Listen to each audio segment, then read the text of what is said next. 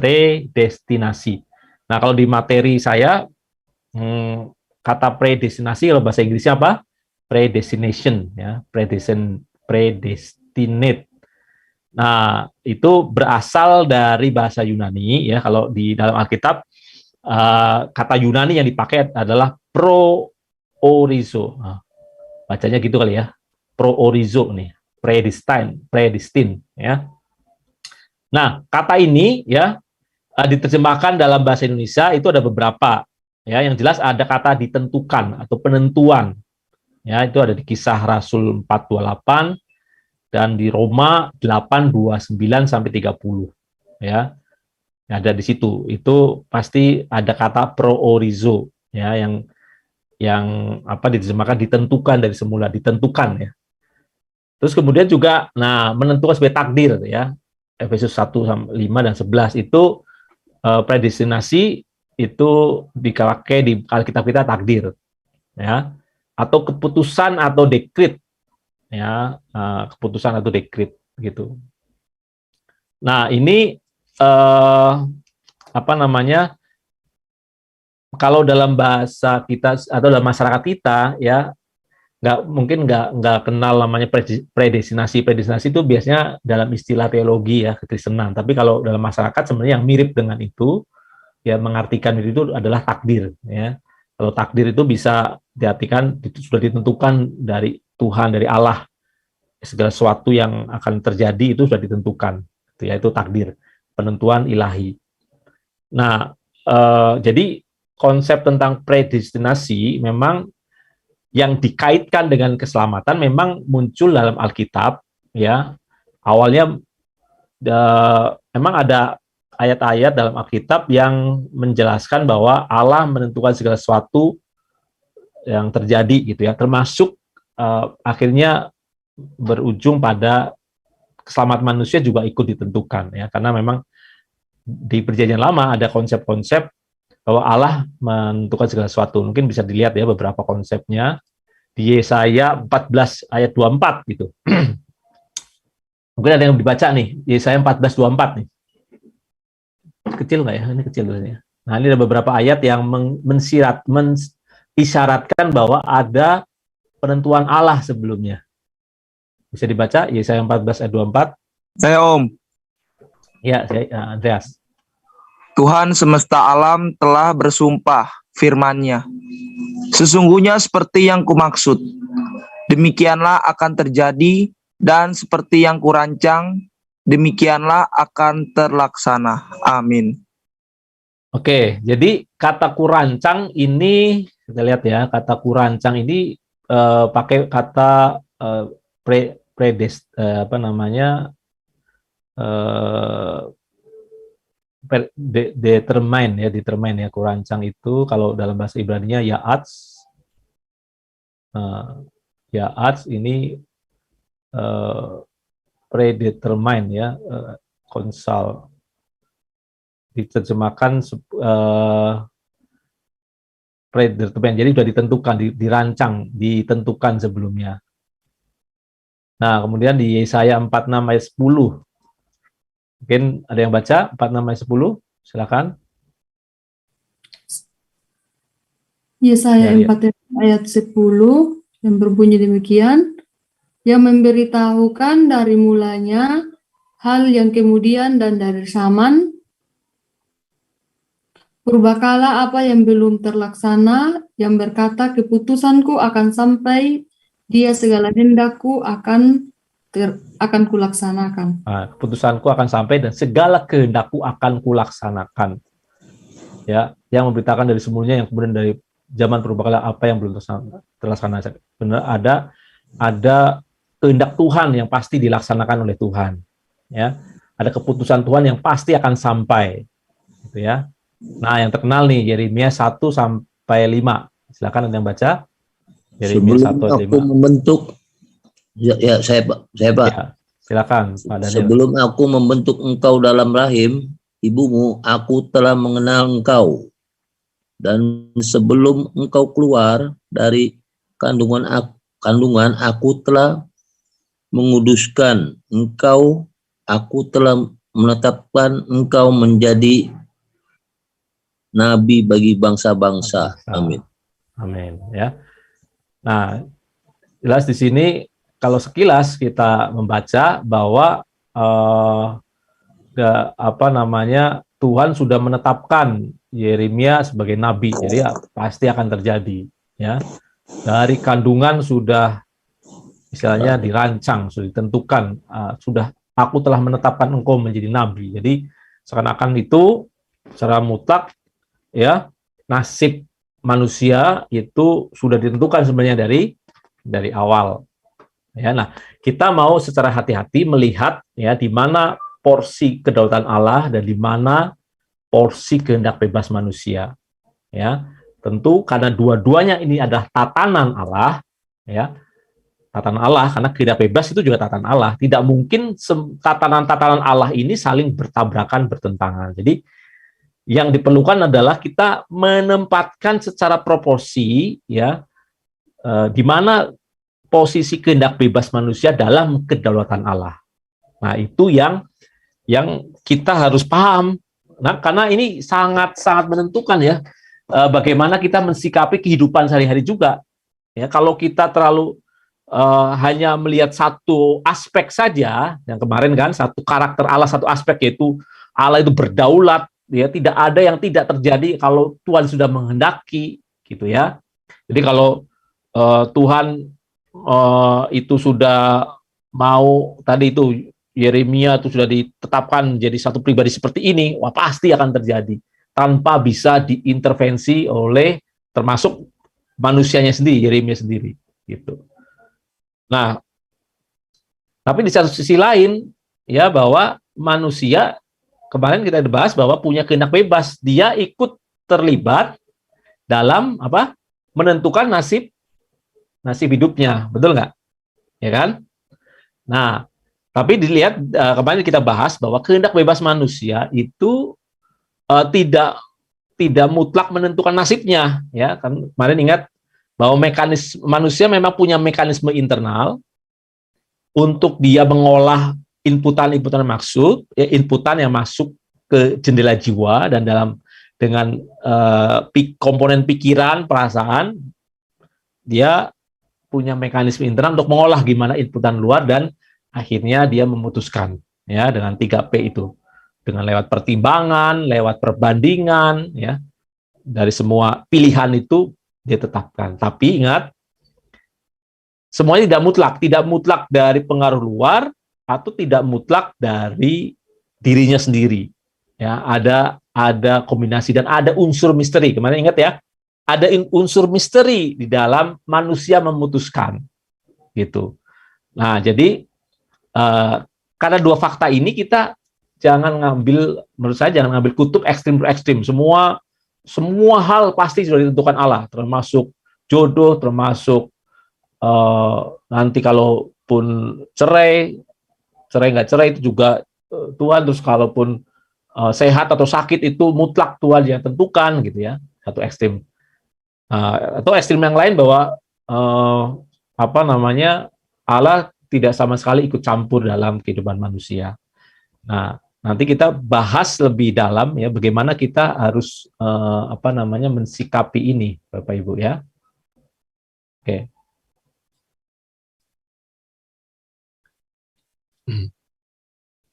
Nah, jadi kita lihat juga di Amsal ya, Amsal 16 ayat 4 bahwa Tuhan membuat segala sesuatu untuk tujuannya masing-masing, bahkan kalau ini ada ya saya tunjukin aja Amsalnya ya, Amsal. Nah, ini kalau lihat sepintas ya. Amsal 16 ayat 4 nih. Ini seakan-akan juga gimana nih pendapat saudara nih? Amsal 16 ayat 4 nih. Baca Amsal 16 ayat 4. Mungkin ada yang baca sebelum saya lanjut. Saya, Bapak. Sorry. Oke, silakan. Amsal 16 ayat 4, Tuhan membuat segala sesuatu untuk tujuannya, masing-masing bahkan orang fasik dibuatnya untuk hari malapetaka. Jenny, menurut Jenny, memang Tuhan gimana nih, orang fasik dibuatnya untuk hari malapetaka itu maksudnya gimana tuh? apakah Tuhan memang sudah menetapkan orang fasik nih untuk hari malapetaka? Ada yang bisa punya pendapat? Ini maksudnya apa nih ayat ini?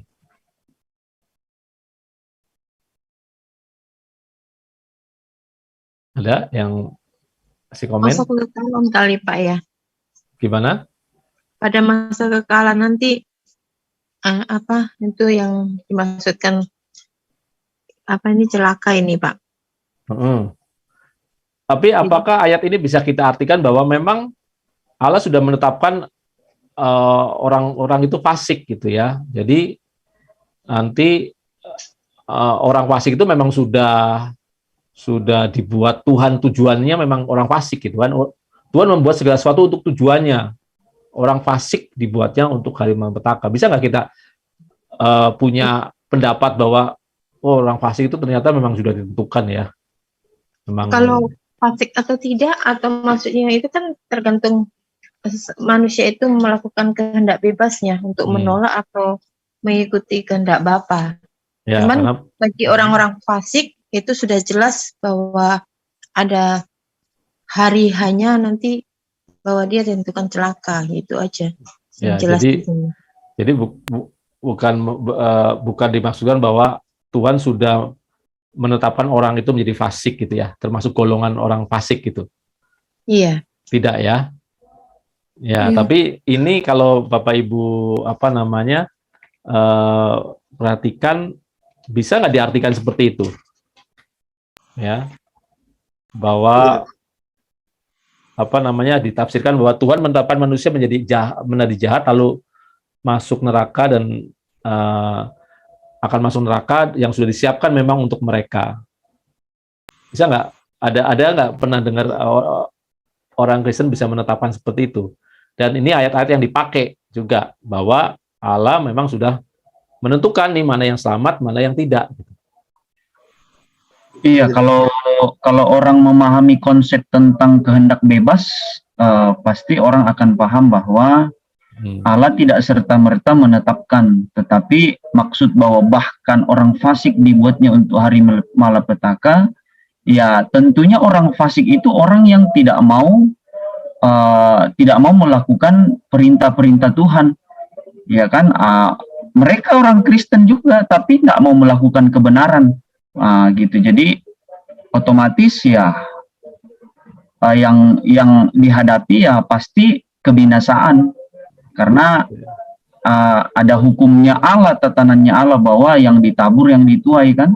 Ya. Kalau orang memahami konsep kehendak bebas, ya orang tidak akan serta mematok bahwa Allah sudah menetapkan gitu. Ini maksudnya kalau kita berbuat fasik sampai matinya kita, ya ada konsekuensinya malapetaka gitu. Oke, betul, karena Pak Lepri sudah tahu pelajarannya. Memahami ditambahkan dari Zoom kita ini, Pak. Jadi di kampus itu tidak dijelaskan sedetail kita di tempat ini. Oke. Ya, jadi terbukti bahwa kalau orang orang memahami tentang kehendak bebas, dia tidak akan mengartikan ayat ini semena-mena ya, betul nggak? Ya. Jadi kita bisa membaca ayat juga secara proporsional. Nah, kalau kita perhatikan Bapak Ibu, sebenarnya harus dibaca utuh juga ayat Amsal 16 1 sampai 5 gitu ya. Amsal 16 1 sampai 5. Di sini ayat 16:1, manusia dapat menimbang dalam hati tapi jawaban lidah berserah Tuhan. Segala jalan orang adalah bersih menurut pandangan sendiri, tapi Tuhanlah yang menguji hati. Nah, ini ada unsur Tuhan menguji hati ini. Tuhan menguji hati, berarti bukan Tuhan yang menetapkan hatinya itu memberontak atau taat, benar nggak? Tapi Tuhan menguji hati. Ya. Serahkanlah perbuatanmu kepada Tuhan, maka terlaksana segala rencanamu. Jadi, Amsal ini mengatakan bahwa kamu harus menyerahkan perbuatan kamu, gitu ya. Kalau kamu dituntun oleh Tuhan perbuatanmu, maka rencanamu akan berhasil. Terus di ayat 5 juga, setiap orang yang tinggi hati adalah kekejian bagi Tuhan, sungguh ia tidak akan luput dari hukuman. Sebenarnya penjelasan di ayat 5. Jadi orang yang akan masuk dalam hari malapetaka ini adalah orang yang tinggi hati. Nah, itu kekejian bagi Tuhan yang tidak akan luput dari hukuman. Jadi ini sebenarnya menjelaskan mekanisme soal apa? Adanya konsekuensi dari dosa, konsekuensi dari perbuatan yang melawan Tuhan, memberontak pada Tuhan. Ya, jadi memang pada harinya ada satu hari penghakiman ya yang karena upah dosa adalah maut dan Allah itu adil, maka Tuhan memang pasti mau nggak mau ya akan melakukan sesuai integritasnya bahwa keadilan Tuhan terus muncul. Orang-orang yang melakukan pemberontakan yang tidak taat itu harus ada konsekuensinya. Nah, konsekuensinya itu nanti di hari malapetaka itu, di hari akhir itu. Nah, yang menghadapi hari malapetaka itu tentu orang-orang yang tinggi hati, orang-orang yang memberontak pada Tuhan atau orang fasik gitu. Nah, di sini tidak sama sekali tidak ada hubungannya bahwa Allah sudah membuat sedemikian rupa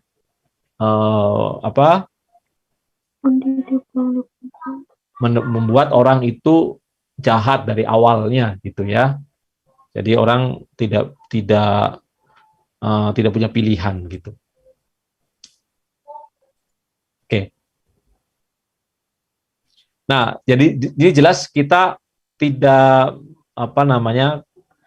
konsep predestinasi itu tidak menjelaskan tidak mungkin melawan tatanan Allah, yaitu kehendak bebas manusia. Ya, kita karena ada faktor kehendak bebas, tentu manusia itu bukan robot ya yang dikendalikan atau seperti wayang ya, dan Tuhannya dalang. Kalau wayang gitu kan, ya mau kemana, mau gerak kemana ya tergantung dalangnya gitu.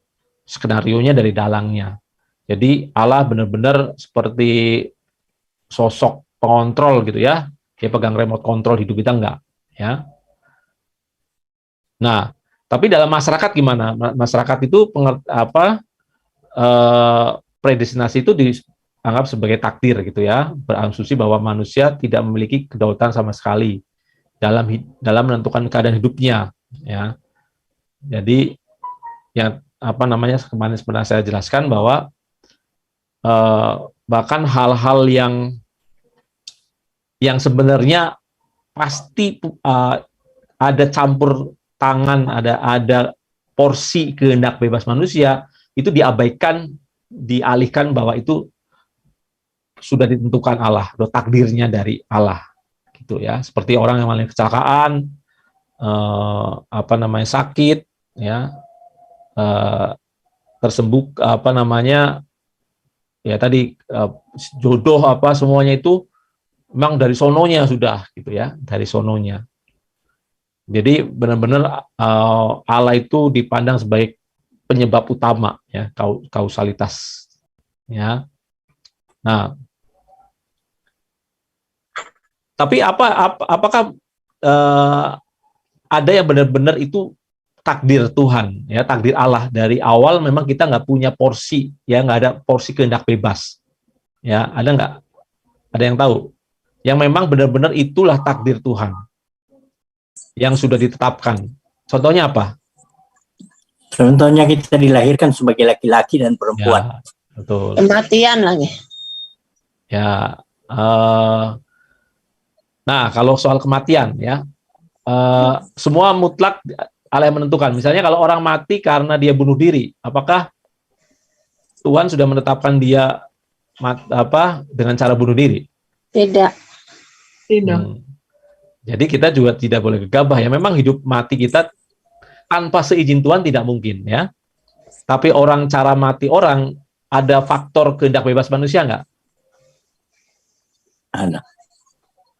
Kalau orang itu main narkoba terus habis itu dia overdosis mati, apakah Tuhan menentukan cara matinya dengan overdosis gitu? Cara menentukannya. Ya, di situ ada unsur misteri, tapi jangan frontal jangan 100% bahwa itu sudah ditentukan. Kalau udah kayak gitu ya, nanti orang akan akan ambil masa bodoh dari hidup ya kan, semua udah ditentukan ya. Saya mau ngambil kerjaan apa, mau bertindak apa, kan mati hidup di tangan Tuhan gitu ya. Dia main narkoba, main hal-hal yang berbahaya gitu. terus dia berpikir kan Tuhan nanti yang menentukan mati hidup saya. Nah, itu adalah sebenarnya mempermainkan Tuhan gitu ya, mempermainkan kedaulatan Tuhan atau menantang Tuhan gitu. Nah, tentu kita harus proporsional melihat itu. Ya, Tuhan memang yang memegang hidup setiap makhluk gitu. Artinya tanpa izin Tuhan tidak mungkin terjadi, gitu ya. Tapi Tuhan bisa mengizinkan kalau orang manusianya ya melanggar tatanannya, ya Tuhan mengizinkan ada hukuman, ada konsekuensi gitu. Ya, bisa dimengerti ya. Memang semua pasti atas seizin Tuhan gitu ya. Nah, si izin Tuhan pasti Tuhan mengizinkan itu juga kalau lewat tatanan ya. Kalau kita melanggar tatanannya, ya Tuhan pasti izinkan ada konsekuensi. Itu. Ya. Pasti ada pertanyaan di sini, Pak Anton. Ya, gimana? Sekarang ini. Ria, silakan mau bertanya. Jadi, meninggal sesuai kehendak Tuhan tuh yang bagaimana, Pak? Karena kan yang kita lihat semua orang meninggal karena sakit atau apa-apa begitu. Meninggal yang sesuai dengan kehendak Tuhan tuh seperti apa gitu? Kalau kita tarik pelajaran tentang keselamatan yang sesuai kehendak Tuhan, kalau gimana? Kalau ditarik dari pelajaran sebelumnya? Itu yang melakukan. Iya, kalau dia sudah menyelesaikan pertandingan iman. Ya, sesuai dengan porsinya, sesuai dengan sesuai dengan takarannya, ya. Pasti Tuhan mau nggak setiap manusia itu mencapai kesempurnaan. Berarti dengan cara apapun dia meninggal, maksudnya kayak contohnya dia meninggal karena dia kena tabrak begitu, atau dia tabrak orang, dia meninggal, tapi dia punya kehidupan tuh berjalan sesuai dengan kehendak Tuhan begitu. Itu bagaimana? Tetap ya kita tidak mungkin bisa tahu persis ya, benar nggak? Keadaan hidup orang lain seperti apa? Apakah dia sudah memenuhi kehendak Tuhan atau enggak, kan nggak tahu, ya kan? Bahkan terhadap diri kita sendiri kadang-kadang kita masih bertanya-tanya. Artinya kalau ditarik secara umum, kalau kita mengakhiri hidup kita sesuai kehendak Tuhan, tentu Tuhan mau kita berakhir, dan Tuhan pasti punya rencana hidup kita berakhir setelah kita mencapai kesempurnaan. Dalam konteks kesempurnaan adalah ya bukan sempurna punya level seperti Tuhan Yesus gitu, tapi sempurna menurut porsi kita masing-masing, ya kan. Sempurna itu kan artinya apa?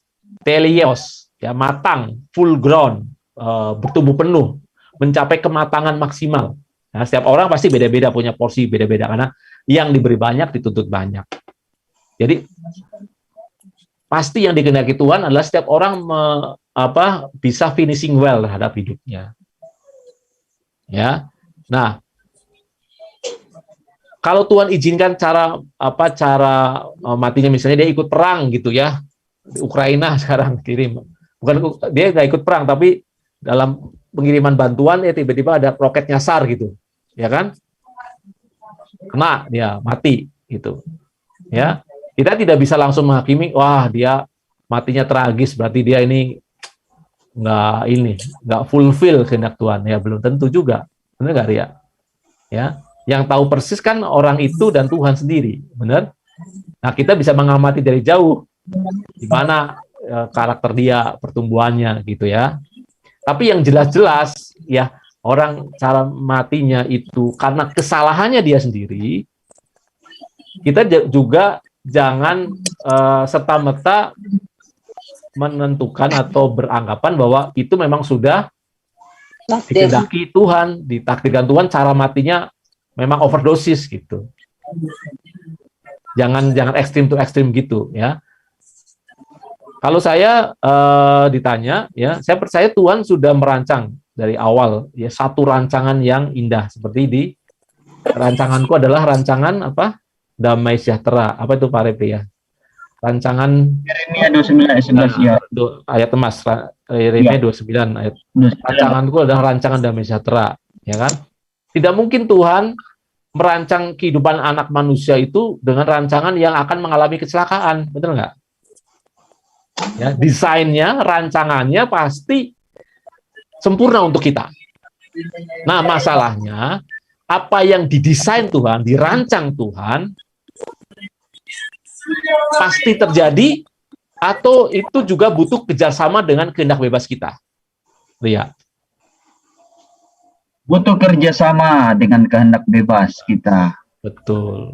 Pak Anton, nah, kalau misalnya orang pulang gereja, dia naik becak, baik-baik saja, kemudian becaknya diseruduk sehingga orang itu meninggal. Nah, kayak gitu gimana Pak Anton? Nah, kan tadi seperti cerita saya, ada orang yang kontingen penjaga perdamaian ke Ukraina, terus tiba-tiba diseruduk roket. Sama aja kan? Dia nggak salah loh, dia mau nolong di sana loh. Tapi ada roket nyasar gitu. Nah, itu terus gimana? Itu kan tidak ada kehendak bebasnya dia juga. Ya kan? Tadi Terus prinsipnya apa? Iya, tapi yang Pak Anton tadi bilang, we never know the entire life kan. Kita nggak pernah tahu hidupnya sesungguhnya kan. Kita aja yang tahu bilang, kayaknya dia baik kan. gitu. Ya, we never know kan. Firman Tuhan bilang begini, engkau membunuh manusia dalam hatimu. Kita nggak pernah tahu, dia nggak pernah bunuh orang pakai pedang, pakai pisau, atau pakai pinjam-pinjam meminjam. Dalam hatinya mungkin dia bunuh orang.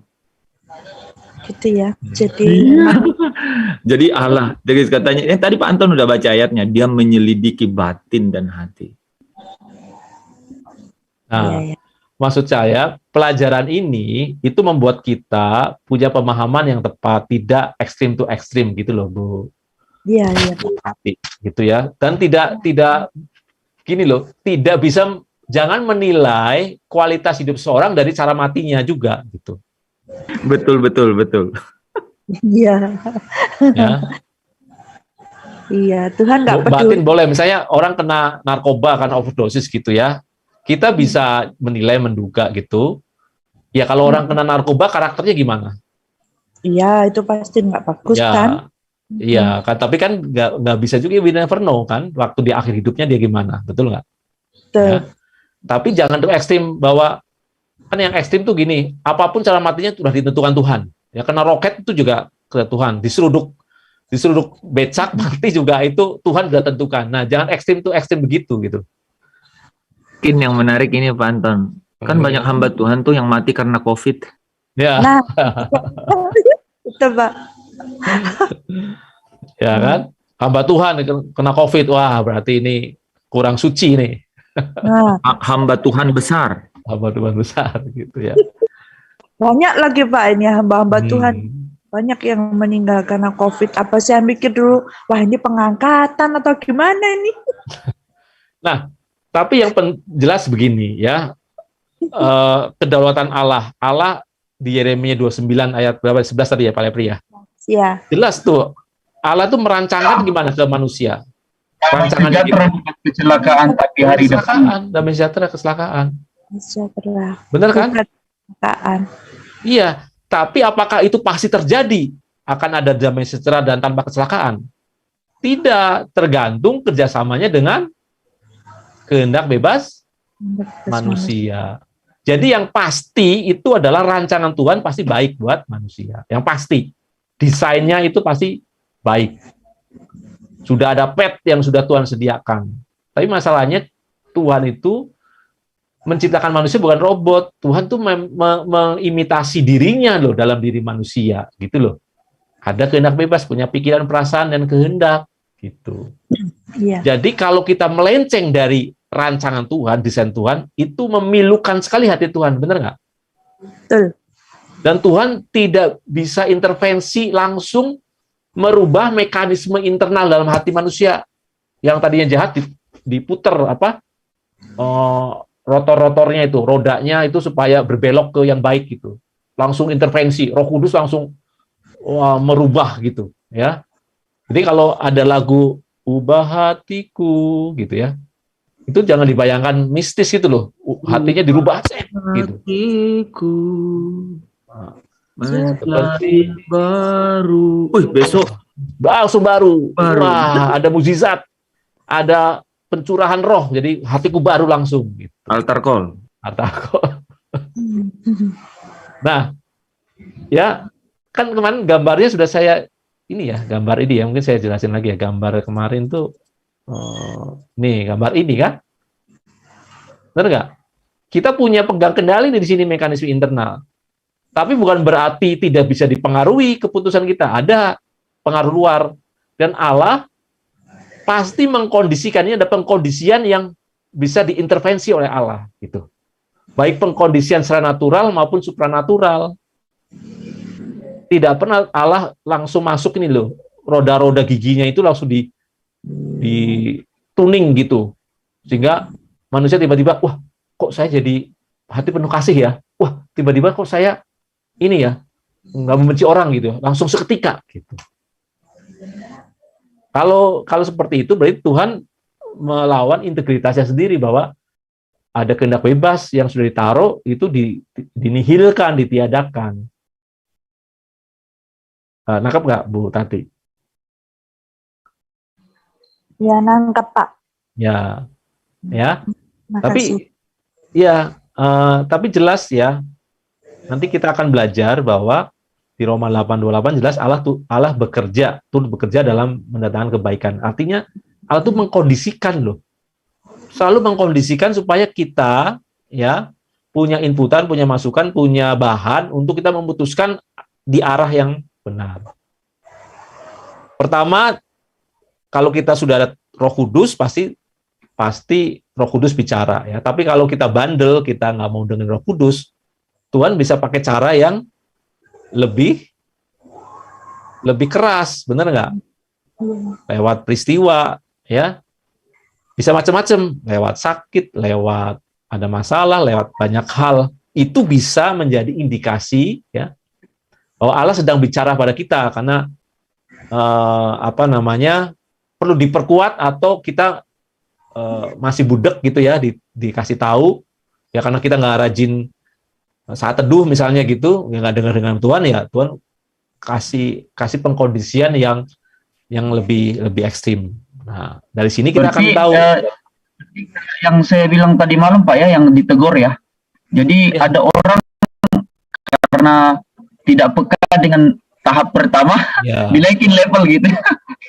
Tahap kedua nggak peka, tahap ketiga gitu Pak ya. Oke. Itu mekanisme yang wajar kan, Pak Lepi sama anak. Pertama kalau negur gimana? Apa langsung marah gitu? Langsung ambil ini kan? Enggak. Slowly dulu dong Pak, slowly. Tapi kalau lama-lama bandel, pasti ada disiplin nggak? Pasti ada disiplin nggak? Diubit, jangan ubit Papa katanya. Iya. Ini sama, kan Allah kita kan Bapa, bener nggak? Jadi kalau kayak gini, sebenarnya mengingatkan saya juga, aduh, Tuhan jangan sampai kau kondisikan dengan cara itu deh. Saya mendingan dengar suaramu aja. Yang kalau salah saya dengar, saya perbaiki Tuhan, daripada kau kondisikan. Ya, sakit mengalami masalah itu juga bisa pengkondisian gitu ya. Bisa ada dua, karena kita melenceng dikondisikan, atau Tuhan mau naikin level kita, bisa juga. Ya, mau naikin level kualitas kita, ya, dipertandingkan di level yang lebih tinggi, ya Tuhan mengkondisikan, bisa diuji untuk naik kelas, bisa gitu ya. Nah kalau itu karena kita ngalami satu tantangan, masalah, karena Tuhan mau uji dan kita mau naik level, ya kita harus mensyukuri itu. Oh Tuhan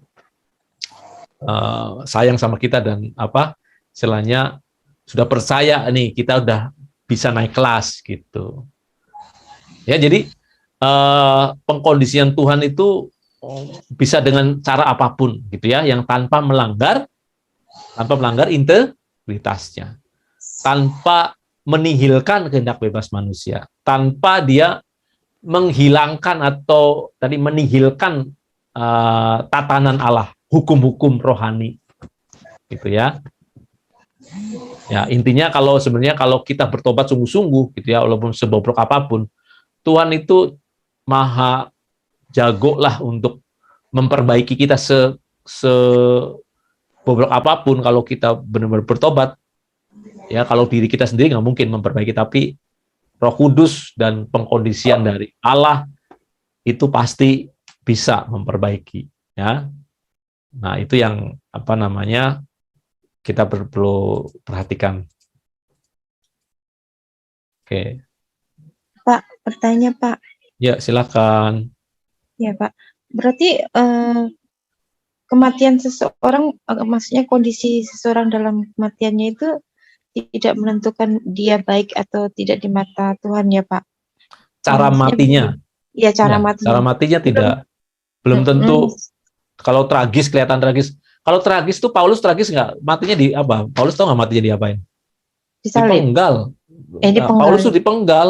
Iya, Petrus disalibnya kebalik lagi. Iya. Kan, kalau buat orang dunia apa? Itu kan tragis, benar nggak? Stefanus dirajam batu. Jadi dirajam batu. Baik. Ya.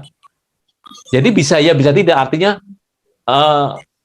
we never know kan kondisi batin orang gitu ya, seperti apa. Tapi kita bisa menilai kan, ya kalau Paulus gitu dipenggal, kita nggak bilang wah dia memang tragis, dia tidak dikasih Tuhan, kan nggak bisa bilang gitu kan, karena kita melihat karyanya, karakternya, ya kan, buah-buah pekerjaannya, bener nggak? Iya. Ya. Tapi berarti kalau orang sudah bisanya memang pas masa itu mati, maksudnya tercabut nyawanya, berarti memang itu dipandang sudah mencapai maksimalnya gitu ya? Untuk... Seharusnya begitu. Seharusnya. Kan Tuhan merancang tadi kan damai sejahtera, dan merancang kita mencapai kesempurnaan, betul nggak? Iya.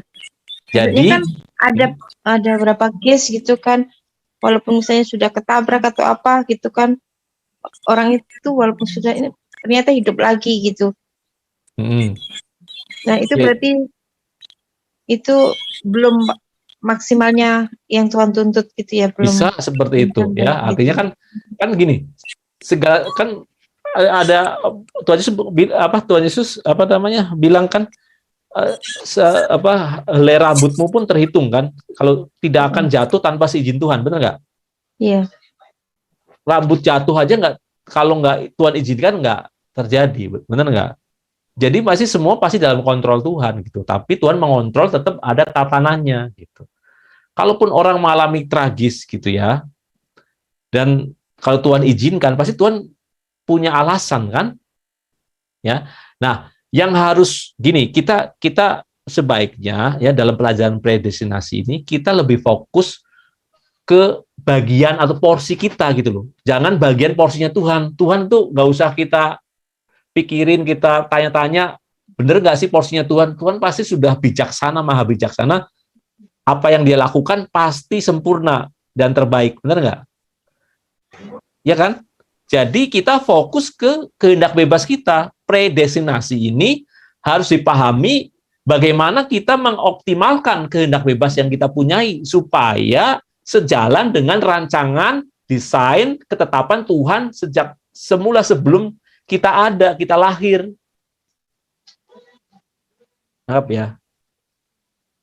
Jadi pelajaran ini sebenarnya lebih baik kita memfokuskan apa yang menjadi porsi saya maksimalkan gitu loh. Jangan mikirin, wah ini orang ini memang sudah ditentukan Tuhan gitu ya. Oh saya ingat nih, ada tokoh penyanyi ya, mungkin kalau saya sebut namanya kenal saudara ya. Penyanyi yang punya grup band itu dia orang sepupu, tapi dia ngomongin tokoh Alkitab. Nah, dia bilang gini, orang kalau sudah dipilih Tuhan itu ya, mau gimana pun dosanya itu ya, tetap aja menang katanya. Nah, dia mencontohkan Daud. Daud itu ya, kalau memang sudah ditentukan Tuhan itu ya, walaupun dia punya dosa, punya ini, dia tetap menang aja gitu. Saya masih ingat tuh di YouTube-nya itu dia bilang begitu. Jadi istilahnya gini, pokoknya kalau sudah dipilih Tuhan ya, mau gimana caranya, pokoknya dia menang aja sampai akhir gitu. Nangkep ya? Ya, benar-benar meniadakan menihilkan kehendak bebas orang. Artinya kalau udah Tuhan tetapkan ini si A itu ekstrimnya itu selamat gitu ya, atau si A itu akan jadi A gitu. Ya gimana pun pokoknya muter-muter dia akan ke situ aja gitu. Nah, seharusnya kita belajar ini adalah yakin, percaya ya kedaulatan Tuhan itu ada, Tuhan sudah merancang yang baik yang buat kita. Nah, kita sinkronisasi dengan desain rancangan Tuhan itu, sinkronisasi gitu. Jangan berpikir bahwa nanti juga ngapain aja saya lakukan, Tuhan sudah pasti arahin saya ke sini lah, nggak usah pusing gitu. Ya, jangan berpikir terlalu ekstrim gitu. Artinya kita mengoptimalkan kehendak bebas kita. Nah, kalau kita dalam perjalanannya merasa ada kesulitan dan kita sudah sungguh-sungguh gitu ya, jalan di koridor Tuhan, nah kita boleh baru percaya bahwa pasti Tuhan tolong saya, pasti Tuhan mengarahkan pada rancangannya, karena saya sudah memberikan kehendak bebas saya untuk ikut Tuhan, untuk ikut rancangannya. Tapi ternyata ada tantangan, ada hambatan, ada yang mau mencelakakan saya. Nah, itu baru kita boleh berserah kepada Tuhan dan percaya Tuhan itu berdaulat gitu loh. Tidak mungkin ya kalau kita sudah sejalan dengan rancangan Tuhan, Tuhan membatalkan rancangannya, kan nggak mungkin. Yang bisa membatalkan rancangan Tuhan ya kalau kita berkehendak membatalkan. Tapi kalau kita sinkron, kita on the track, benar-benar sungguh-sungguh gitu ya, masa kan Tuhan membatalkan rancangan damai sejahtera buat kita gitu. Orang manusia bisa mereka-reka yang jahat, tapi Tuhan bisa menegakkan tatanannya, benar nggak? Ya, ingat kan kalau orang merarakan kejahatan, itu kan dia merusak tatanan Allah kan?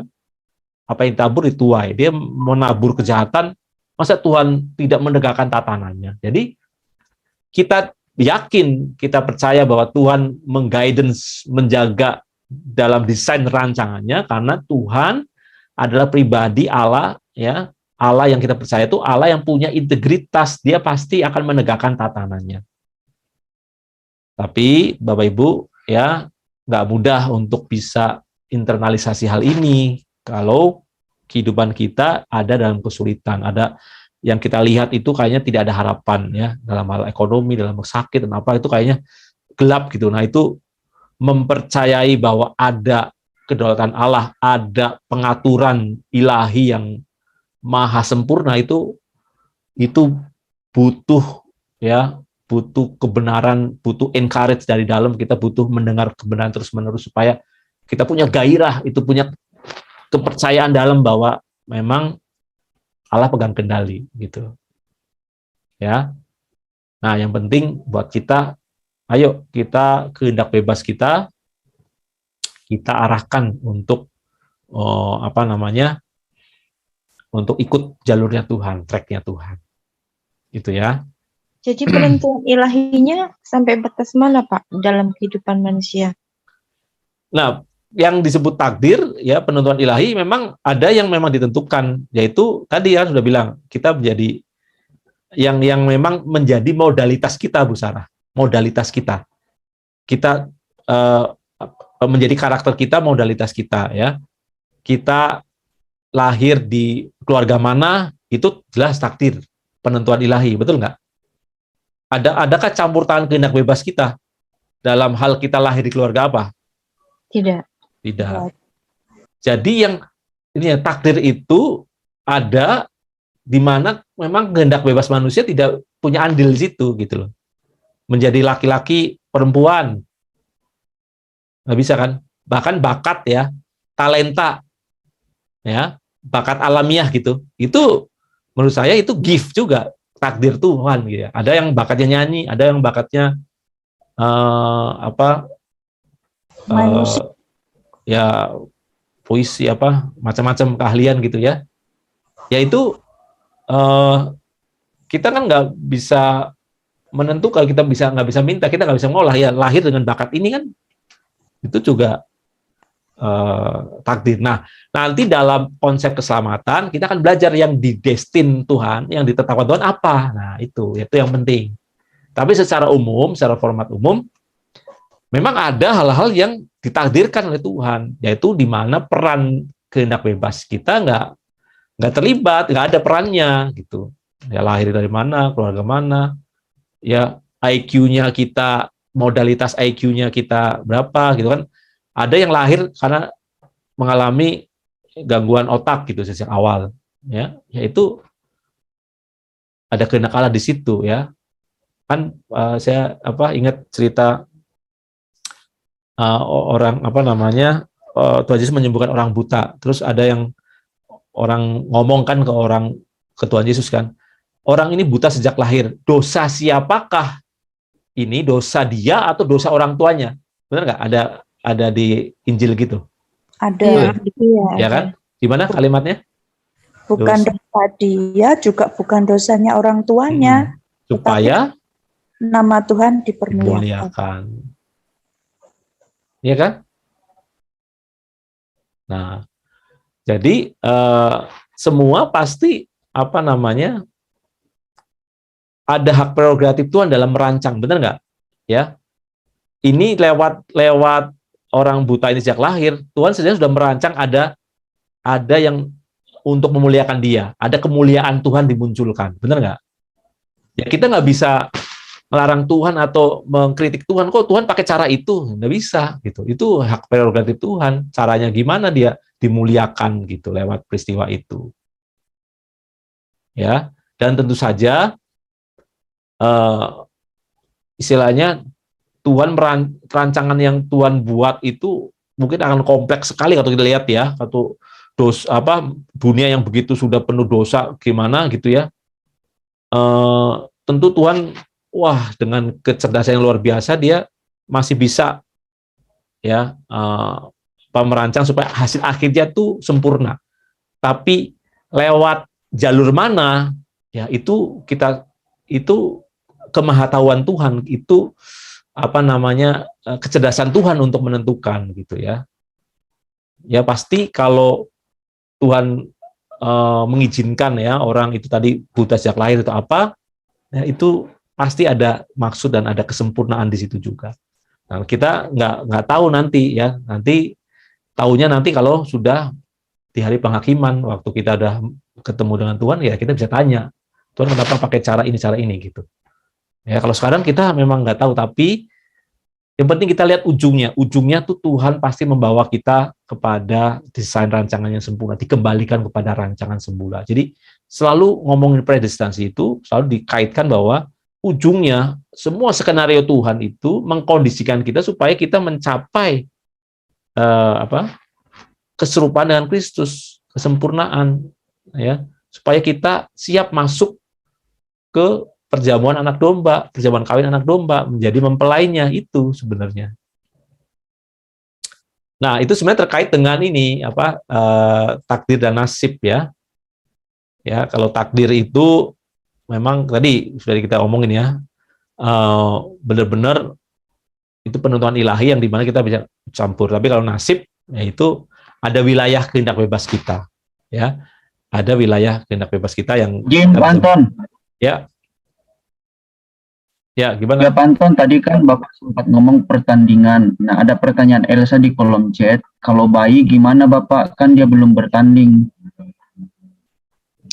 Nah, kalau belum bertanding dia nasibnya gimana? Maksudnya? Nah, kalau dia belum bertanding, dia nggak bisa dituntut nggak untuk dia bertanggung jawab? Ya. Kalau ada bayi yang mati sejak lahir, misalnya yang perang di Ukraina itu kan ada bayi yang mati dan gitu ya. Oh, gimana tuh dia nasibnya gitu ya. Pasti ada keadilan Tuhan. Tidak mungkin bayi itu yang nggak tahu apa-apa dimintai pertanggungjawaban sama dengan orang yang sudah sempat hidup di bumi gitu. Ya. Yang jelas saya tidak percaya bahwa karena bayi kan belum terima Yesus kan, wah dia masuk neraka, enggak. Ya. Ya kan, kalau konsepnya bahwa pokoknya semua yang tidak terima Yesus pasti masuk neraka. Nah, itu mesti hati-hati kalau punya konsep kayak gitu. Nanti akan bilang bahwa bayi kan belum pernah terima Yesus tuh, pasti masuk neraka. Nah, nanti kita belajar tuh ya bahwa di dunia akan datang itu ya ada nggak cuma satu tempat, ada yang menjadi anggota keluarga kerajaan yang memerintah bersama Kristus, ada yang diperintah yang bukan anggota keluarga kerajaan. Ya, bayi mungkin karena dia belum membuktikan juga, dia nggak bisa jadi anggota keluarga kerajaan, tapi kemungkinan besar ya menjadi anggota masyarakat. Iya, bener nggak? Ya makanya pengertian tentang surga itu juga menentukan konsep keselamatan kita.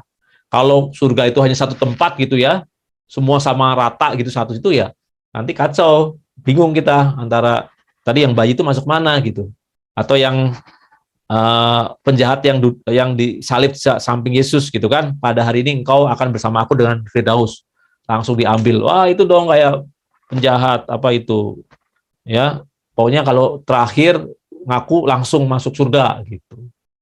Dia nggak tahu kan ya, apa konsep surganya seperti apa. Firdaus itu apakah itu surga Yerusalem baru? Kan enggak gitu. Kalau kita belajar kan, jadi dia masuk Firdaus artinya dia masuk menjadi masuk dari langit baru bumi baru. Tapi apakah dia masuk menjadi anggota keluarga kerajaan? Nah, pasti harus dinilai dari dia memang berkualitas nggak di situ. Luar biasa Pak ya, Zoom kita ini Pak Hens bahas ujungnya. Wahyu, langit baru, Bapak mulai dari tengah-tengah, Pak Willy dari awal. Wah mantap. Betapa pentingnya langit baru, bumi baru, Bapak Ibu kita paham ya. Bersyukurlah ya, Yerusalem baru kita sudah diajarkan. Lanjut Pak. Ya, jadi tangkap ya. Makanya kan untuk memiliki keselamatan itu pertama dari tahu definisi keselamatan di perjanjian lama perjanjian baru, kemudian tahu manusia sebagai makhluk ciptaan, ya tujuan penciptaan itu apa, tahu tentang tatanan Allah, yaitu tentang hukum-hukum rohani dan juga antara kedaulatan Allah dan kehendak bebas manusia. Karena kalau nggak paham itu susah ngomong keselamatan, benar nggak? Susah loh, bingung saya jelasinnya juga. Makanya saya dari kemarin nggak mau langsung jelasin keselamatan dengan satu kalimat, dua kalimat. Apakah keselamatan bisa hilang? Tidak bisa hilang. Karena apa? Karena Allah begitu besar mengasihi, sehingga tidak ada yang di tangan Tuhan itu akan terlepas. Nah, repot cuma satu ayat doang. Ya kan? Kalau di sini teman-teman akan bisa paham nih muaranya kemana, dan melihat tuh proporsional gitu. Semua punya data, punya validitas ya, punya pendukung, ayat pendukung yang valid gitu. Oke, saya lanjutkan ya. Nah, di sini kita harus punya pemahaman yang tepat ya soal nasib manusia ya. Ada nasib yang memang ditentukan dari Tuhan, ada nasib yang memang kita punya porsi untuk merubah. Walaupun secara keseluruhan sebenarnya Tuhan sudah punya desain rancangan ya untuk kita jalani. Semua satu tujuan Tuhan tuh ya. Tuhan mengintervensi ya pengaruh-pengaruh luar kepada kita atau mengkondisikan kehidupan sekitar kita, environment kita, lingkungan kita, semata-mata supaya kita mencapai tujuan iman kita. Ya, mencapai pertandingan akhir, tujuan iman itu keselamatan jiwa kita, yaitu buat orang pilihan, orang percaya yang diberi kesempatan, kita bisa layak masuk ke dalam kerajaan, anggota keluarga kerajaan. Intinya itu, ya. Oke, nanti penjelasan lebih lanjut bisa dibaca di artikel yang saya buat ya. Tentang takdir dan nasib itu sudah saya uraikan panjang lebar. Nah, ini kita akan masuk contoh-contoh nih. Aduh, udah mau selesai aja nih. Jadi materi ini Bapak Ibu harus bisa menempatkan ya kehendak Allah dengan kehendak kita, di mana kedaulatan Allah dan kedaulatan manusia seperti apa, ya.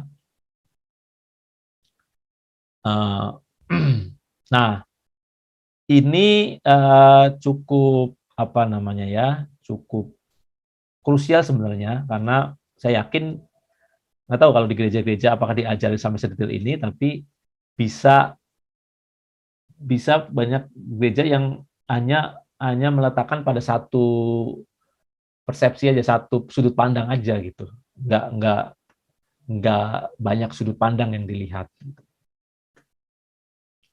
Oke, ya. Nah, dari uraian tadi ya, ini ada pertanyaan nih ya, yang nanti bisa didiskusikan nih ya, didiskusikan di kelompok, di sel group.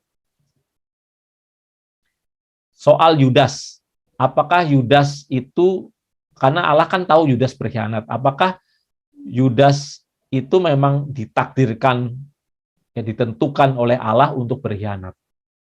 Dan apakah Yudas itu akan masuk surga atau neraka? Atau apa, nasib kekalnya gimana? Ya. Nah, ayat-ayatnya nih ya, ayat-ayatnya mungkin bisa saya ungkapkan ya.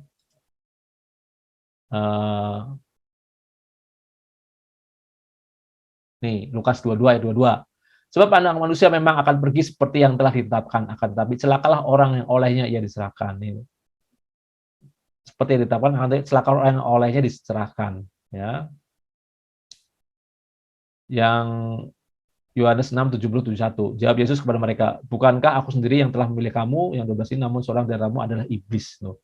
Namun seorang di antaramu adalah iblis. Wah, Tuhan sudah menetapkan nih Yudas itu jadi iblis gitu ya. Yang dimaksud adalah Yudas Iskariot. Ya, sebab dialah yang akan menyerahkan Yesus. Ya. Nah, ini sebenarnya soal Yudas itu ada di Mazmur 41 ayat 10. Sudah dinubuatkan, tetapi engkau ya Tuhan kasihlah aku dan tekan aku, maka aku hendak mengadakan pembalasan terhadap mereka. Nah, nanti coba untuk membahas Yudas ini ada ayat-ayat yang lain ya. Dilihat di Lukas 6 ayat 12 bahwa Yesus tuh waktu memilih murid-muridnya juga nggak main-main, dia berdoa semalam-semalaman, benar-benar berdoa kepada Bapaknya, ya.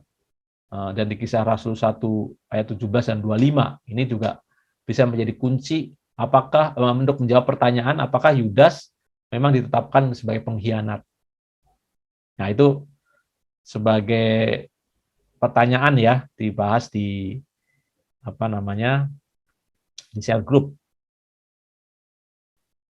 Oke. Kalau nggak salah ada satu ayat itu bicara Yesus tahu bahwa akan ada yang menyerahkan saya. Ya. Ya, apakah berarti Yudas sudah ditetapkan atau gimana?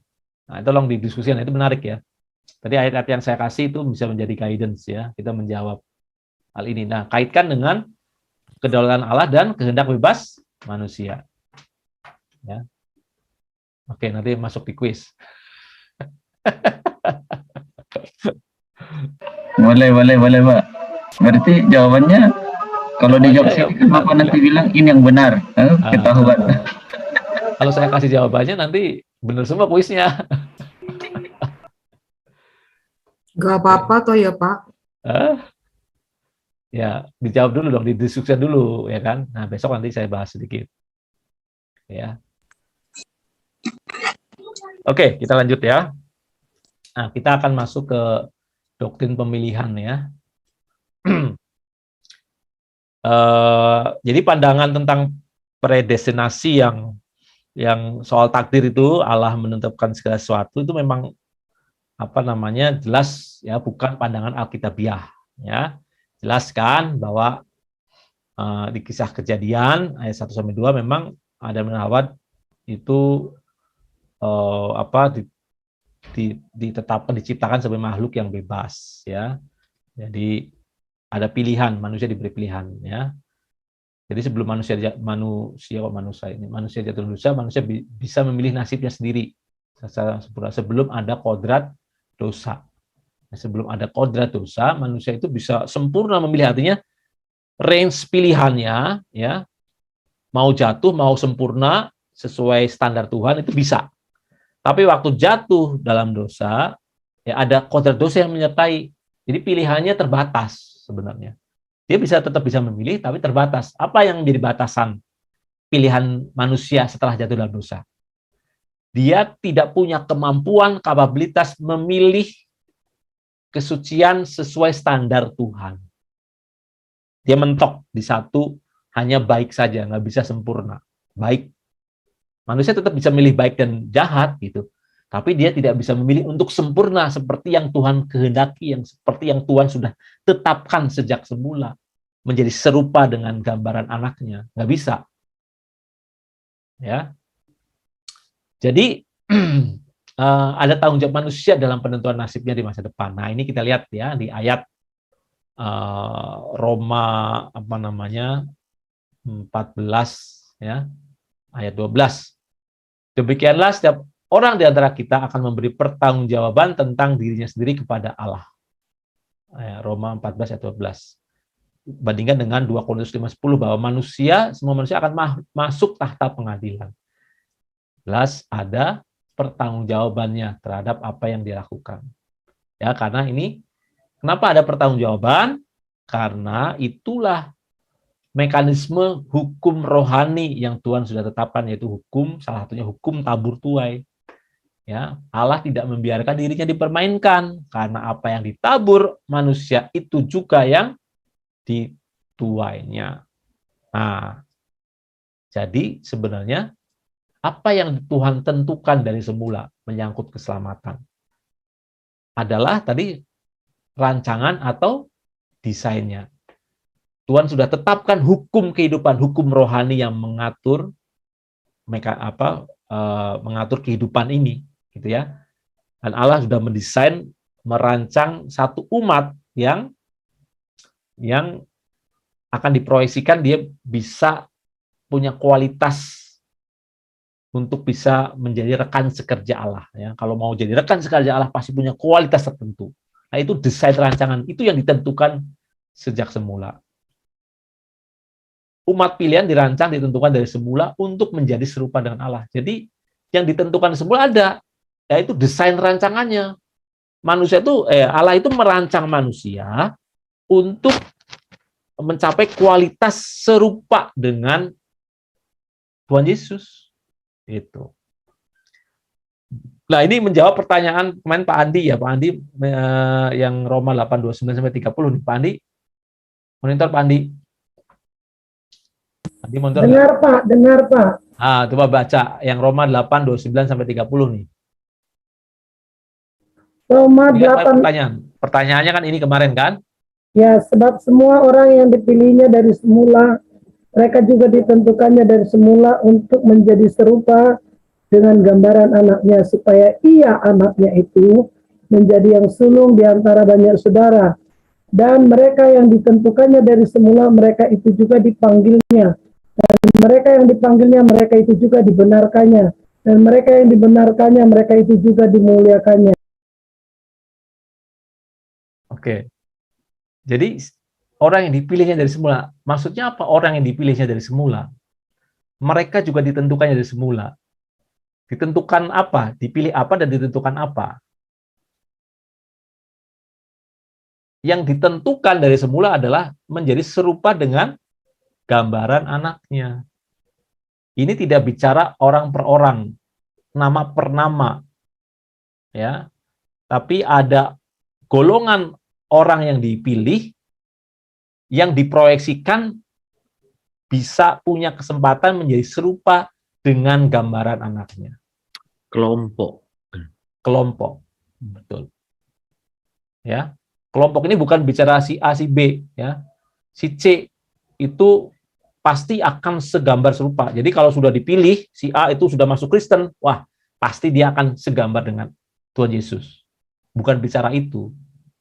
Tapi dalam kemahatauan, dalam kedaulatan Tuhan, Tuhan sudah menentukan dari semula sekelompok orang yang diproyeksikan, ya, yang dia ditentukan untuk dia punya keserupaan dengan gambaran anaknya.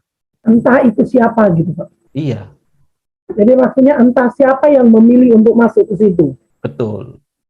Tapi yang dipilih, nah, siapa yang dipilih? Nah, memang ada umat pilihan. Maksudnya umat pilihan itu apa? Apakah umat pilihan itu pasti akan serupa dengan gambaran anaknya? Umat pilihan berarti kan orang yang sudah ditentukan dipilih. Ya, apa? Dipilih apa, Bu Nur? Maksudnya umat pilihan itu apa?